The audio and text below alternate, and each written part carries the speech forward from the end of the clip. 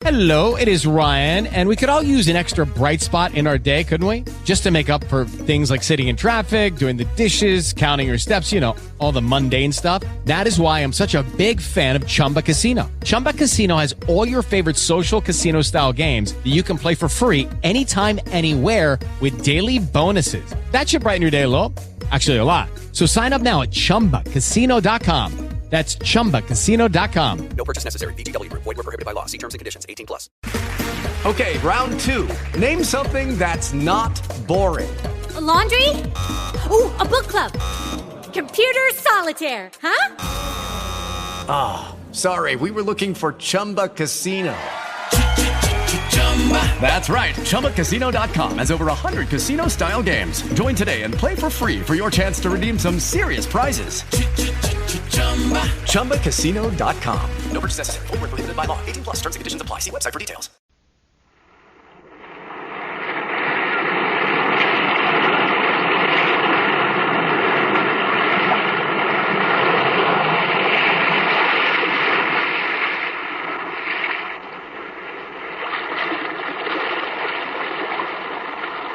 The weird circle. In this cave by the restless sea, we are met to call from out of the past stories, strange and weird. Bellkeeper, toll the bell, so that all may know we are gathered again in the weird circle.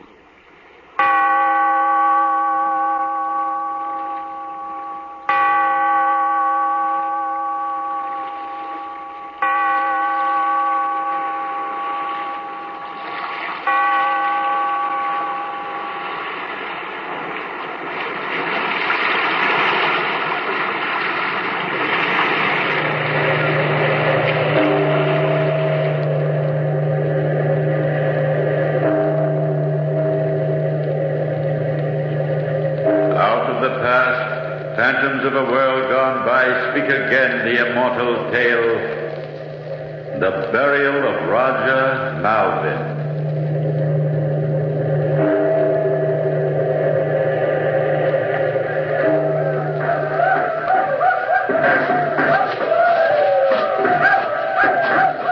Here, this way. Lean on my shoulder. Now, hurry. I think we've escaped the Redskins. They were 2-1 against us. Very few of us will return to the settlements. Hark to their savage yells. Aye, but they are further distant now. Come on. Now watch out for those branches. There's a clearing in these oaks.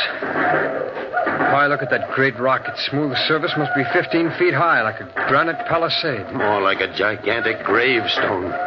Reuben, my boy, I can go no further now. Put me down.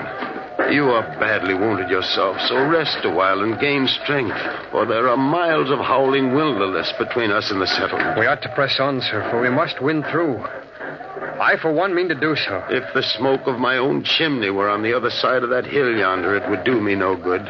The Indian bullet was deadlier than I thought. Oh, nonsense. An old hunter like you doesn't give up. Now, come along. No, lad, no. There's not 2 days' life in me.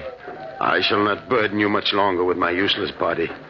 And when I die, you can bury me here and mark my name, Roger Melvin, on this granite headstone. Wait. I have an idea. There were other fugitives from the fight. They must have carried the news to the settlements, and by this time parties will be out searching for survivors like us. Yes, there was one dirty coward who ran away in the beginning of the fight. He most probably made good speed home. Every man on the frontier will shoulder his musket at the news and set out on rescue parties. You give me courage, lad. One of them may find us here at any time. Oh, not us, sir. Not here, for I mean to go in search of rescue. He travels best who travels alone. Reuben, you're not going to leave me here wounded and alone. The Indians will scalp me. Well, the Indians are far off by now. But there are wild beasts in these mountains. You have your hunting knife. I shall die of thirst. Here is my powder horn now filled with water. I'll leave it with you. I have loved you like a father, Reuben Bourne. And you would desert me in this trackless wilderness, leave me as food for the buzzards. And what about Dorcas, my dear daughter, whom you profess to love? Will you dare meet her eye? She will ask the fate of her father, whose life you promised to defend with your own. Wait, old man. I would give you my life if its sacrifice would do any good. It is the fever that makes you rave so. Listen to me. I'm going for help. I shall return, and with the rescue party. There's no hope for either of us if I stay here with you. And Dorcas would be desolate indeed if neither of us returned. Forgive me, boy. I was thinking only of myself. But you will come back. Of course, of course. See, here are roots and berries that I've gathered, and here is the water. Now I'll mark this place if I can just climb the rock and bend down this young oak. There is just such a sapling growing at my front door at home. Remember? Aye. Yes, they are alike. While you are gone, I shall pray to see my own home again. There. It's done. I've bent it down. Now on the topmost branch, I'll bind my kerchief, and by my blood that stains it, I vow to do my best to save you. But, Reuben, you may not meet a rescue party until it is too late for me, and the Indians war on the dead as well as on the living, so swear to return. When you are strong again, return to this wild rock and lay my bones in a grave and say a prayer over them. Oh, I do. I most solemnly swear to return, and if it's too late, see that Roger Melvin has a proper Christian burial. It is enough. God speed you. Reuben. Aye? Reuben. What is it? Before you go, raise me. Let me lean against the rock. My face will be turned towards home, and I shall see you a moment longer as you disappear in the forest. There. Now I swept together a bed of these dry leaves. Is that comfortable? Then farewell, sir, till we meet again. One last hand clasp, Reuben. Now go, and go quickly.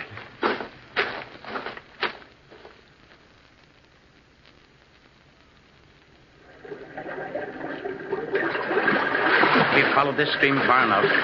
Double's Lake is to the northwest. Come on.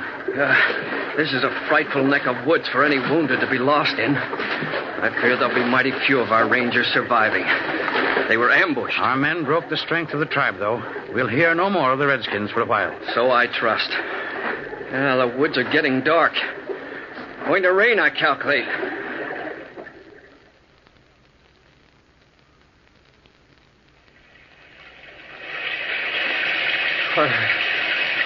I'm so weak. I keep falling. I must get up. Get up. I'm lost. There's no sun, only this rain. It's so dark. I don't know which way to go. No food. I'll die here.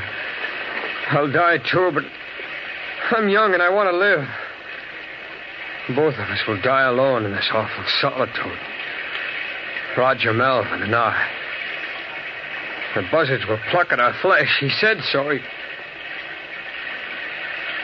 Ghastly features of death are grinning at me back of every tree. I said I'd go back to him. I can't go back. I won't go back. Anyway, he's dead by now. Aye, that's it. He's dead, and I buried him. I'll tell them that I buried him. Who's to know? But I won't go back. I won't go back.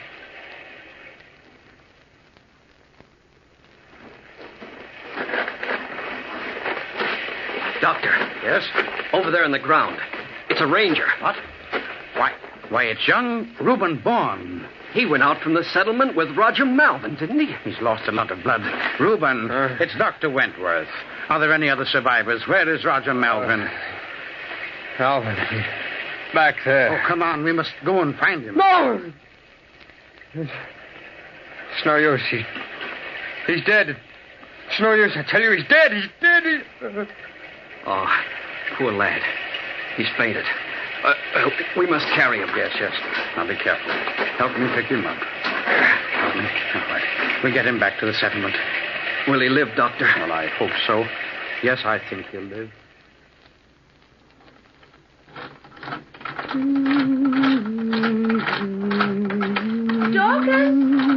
Dorcas! Why, Ruth, good morning. I hear they've brought Reuben back here. Yes, last evening. Wasn't it wonderful? But he's very sick. It's a great task for you, Dorcas, to nurse him back to health. It's my privilege. Has he said anything about my Silas? Or about any of the other men? No. No, not even a word about my father. Oh, Dorcas, I'm so afraid. Don't worry. The search parties are still bringing in many of the wounded. But not my good man. Oh, why did we ever come to the frontier? I'm not fit to be a settlement wife. I can only think of Silas in captivity or in death. Now, Ruth, you mustn't talk so. When Reuben is better, he will have news. Is he still out of his head?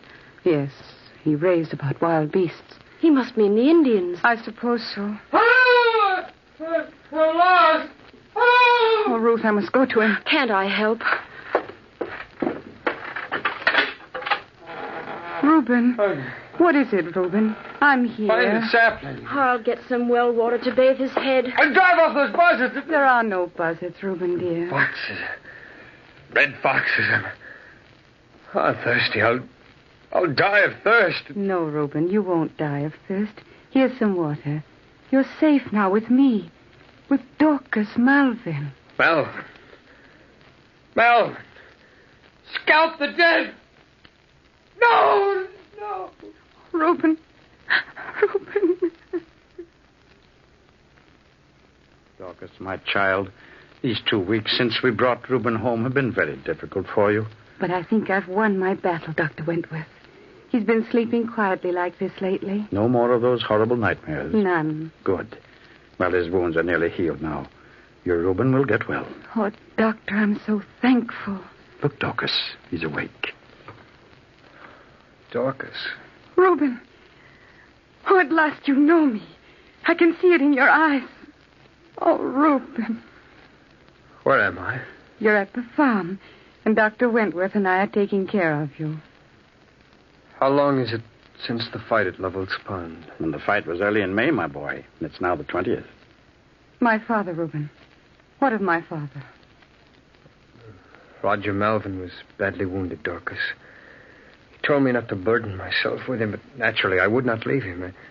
I helped him all I could, and for 3 days we struggled homeward together. Oh, Reuben. You gave him your strength, and you were wounded and bleeding yourself. And at sunrise the 4th day, I saw that his life was fast ebbing away. He died. I marked the place where I buried him. With your poor, weak hands, you dug a grave for my father. I did what I could. There is a noble tombstone above his head. Oh, I would to heaven I slept as soundly as he. Well, there's no need to thank me, Reuben, lad, for letting you visit me these few weeks. Your health is much better now. But now, let's not dwell on these past tragedies, Reuben. You have your own life to live, and a mighty life it'll be when you're married to our sweet Dorcas. And you approve of her choice? With all my heart. And I know that this marriage was the great wish of my old friend, Roger Melvin. I'm not sure of that. What have I to offer, Dorcas, except my love? Your stout heart and strong shoulders will be badly needed on the farm. Roger's properties are about the largest and most prosperous in the colony. You two can work out a marvelous future. There he is, Ruth, sitting out in the sun with Dr. Wentworth, my husband-to-be. Oh, he's so handsome, and he looks so well. He is well. Aren't you, Reuben, dear? Oh, Dorcas, my sweet. Oh, come and join us, girls. Hello, Mistress Ruth and Dorcas. You're a picture to the eye. Oh, Doctor. We were just saying how healthy you look, Reuben. Well, how can I help it? How can I help but be well after the wonderful nursing that Dorcas gave me? But you've been through so much, wounded and exhausted. Why, you dug a grave Ruth, and please. No more of that. Why, everyone says it was so good of you to risk your own life to save Mr. Melvin from dying alone and unburied. Will you stop? Oh, Reuben. Now, easy, young fellow. Oh, I know that these memories distress you, but take it easy. Come, Mistress Ruth. I think that you and I can leave this future bride and groom alone, eh? Oh, yes, Doctor. He certainly is modest about his bravery. Ruth didn't mean to annoy you, Reuben. Dear one, I'm sorry I grew angry, but I hate to talk of your father. I don't quite understand why, Reuben, but I shall try to remember. Let me see you smile. That's it. Are you excited about the wedding? Oh, it's so wonderful. 2 days from now, I'll be your wife, Dorcas Bourne. Or better still, Mistress Reuben Bourne. Oh, Dorcas. Oh, there she is with Dr. Wentworth. Oh, yes, she looks lovely. And so happy. Oh, there's Reuben. He's taken her hand. Shh. Elder Perkins is starting the service. Reuben Bourne, do you take this woman, Dorcas Melvin, to be your wedded wife? I do. Do you solemnly swear to love and to cherish her, honor and keep her, in sickness and in health? Reuben Bourne. Reuben Bourne. Do you solemnly swear? Solemnly swear. Who spoke? Reuben, what is it? What's happened? He's white as death. I'm waiting, my son. Do you swear? Reuben Bourne, you made me a sacred promise. Can you keep this vow? Reuben, please answer. I do. I do solemnly swear.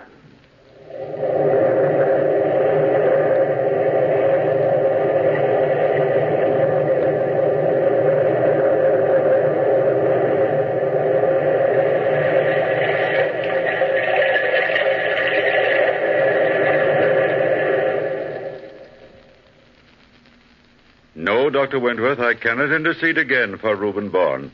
My conscience will not allow it. For in all these years, he has broken every law of the Governor's Council. Yes, I know that every man's hand is against him, Elder. What possesses him to behave as he does? Some evil spirit. Ever since the day I married him to Dorcas Melvin, he has been as a man possessed. Oh, no, Elder Perkins. Reuben is not possessed. He was badly wounded. That was 18 years ago, Ruth Whitman. I think Ruth is right, Elder. He's still a sick man. His soul is sick. He has squandered his heritage, neglected his land. I'll admit that his farm is hopelessly run down. It yields less and less every year. And now this dreadful fine, 200 pounds. It will ruin them. They'll lose the farm. He should have thought of that when he refused to give his trees for the masting of the king's ships. Reuben Bourne has brought this just punishment upon himself.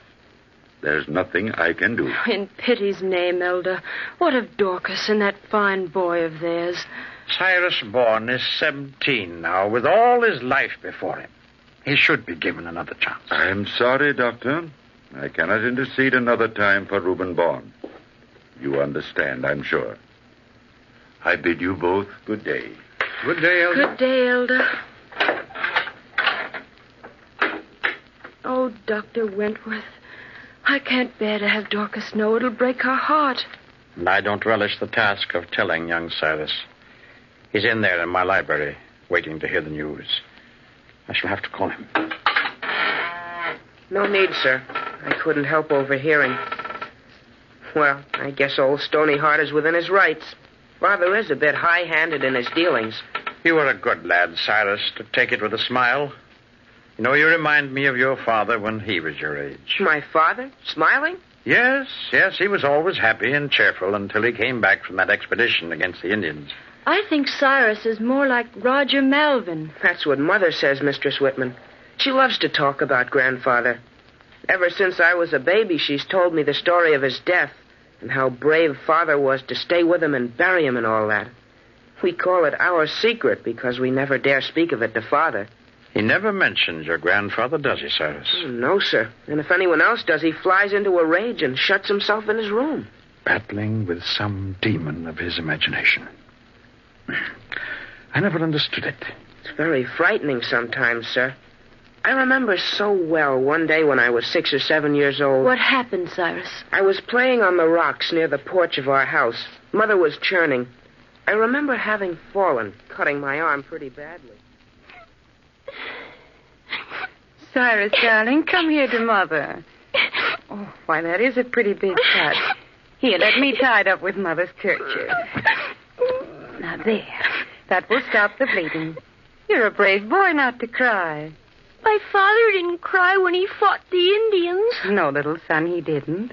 See, Mother? I got blood all on me just like he had.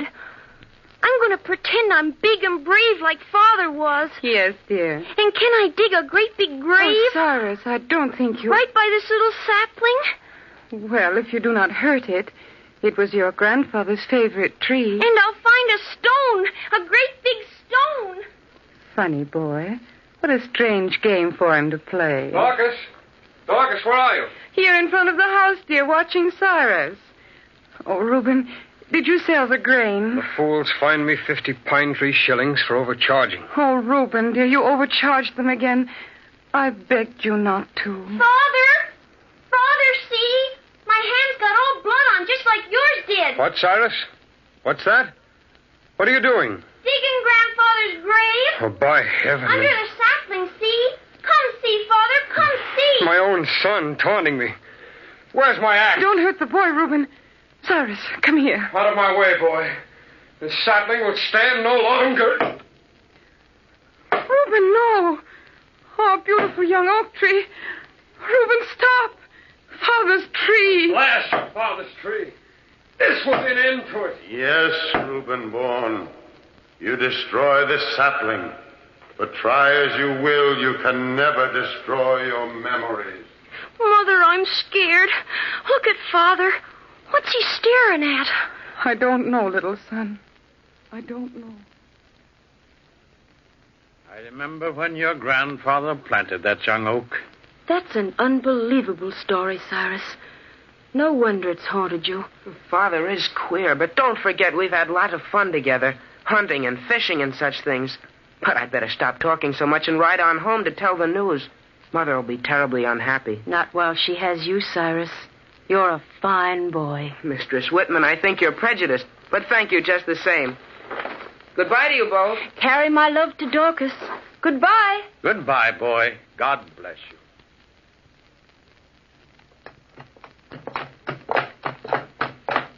Whoa, Brownie. Whoa. Here we are, boy.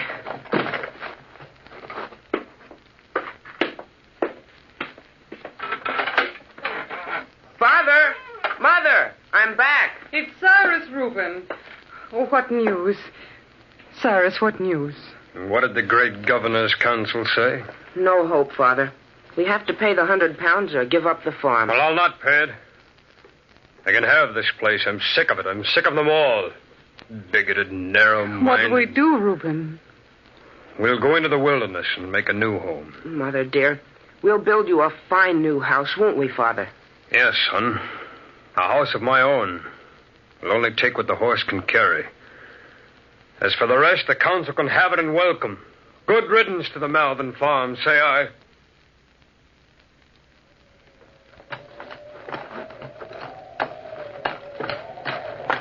Father, for the last 2 days, we've not been following the Blaze Trail. I know where we're going, Cyrus. Yes, sir, but I mean the new grants lie due west. I know they do. I can show you the trail. You're a good woodsman, son, but I shall show you the way. I know where we're going. But we're heading too far. Enough! Do you object? No. Our journey will be longer and more exciting this way. Look, Reuben, wouldn't this be a good place to make camp? By this stream. And see, that fallen log can be our dining table. Aye, I think you're right, Dorcas. And there's plenty of dry wood for our fire. Well, I'll gather the wood.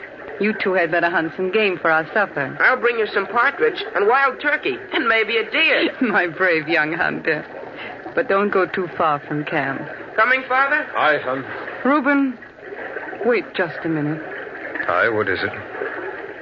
I wonder if you remember that this is the 12th of May. And what if it is? You don't remember. 18 years ago on this day, and somewhere in this very forest, you buried my father. Well, this is too much. I don't mean to vex you, Reuben. But this wilderness brings back memories that for some reason you will never talk about. Dorcas, for the last time, will you please stop talking of your father and of his death? Yes, of course, Reuben. But I did so hope you remembered. Come back as soon as you can, and good hunting, Reuben.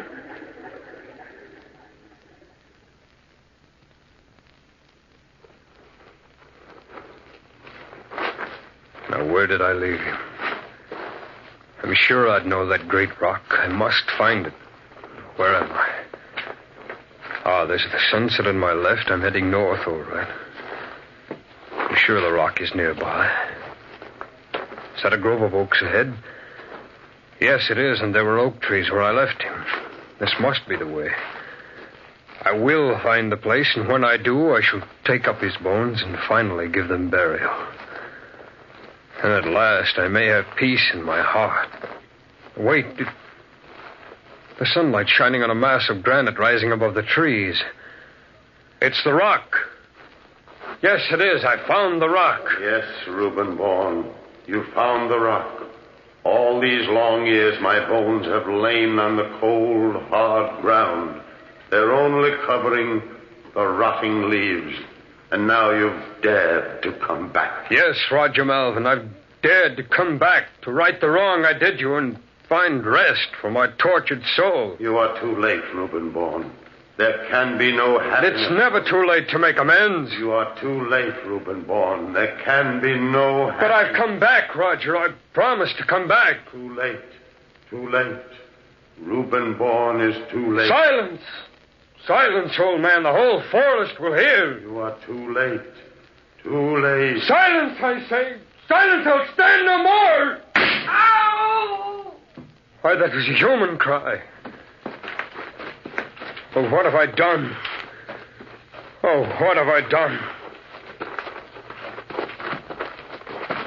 Oh, good heaven. Reuben! Reuben! I heard a cry. Where are you, Reuben? Reuben! Reuben, what's happened? Speak to me, Reuben. Speak to me. What are you staring at? Look. Sorry.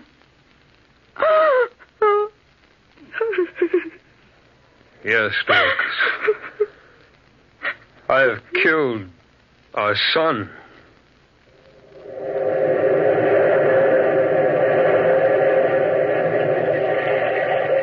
From the time-worn pages of the past, we have brought you the immortal tale, The Burial of Roger Melvin. Bellkeeper, toll the bell.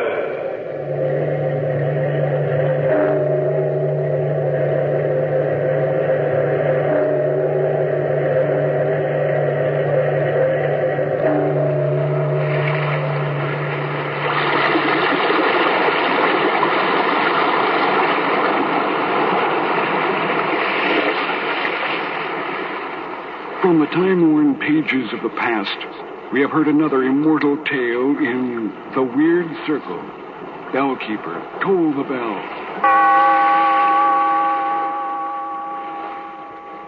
Be here in this lonely cave by the restless sea once again next time for another immortal tale in The Weird Circle.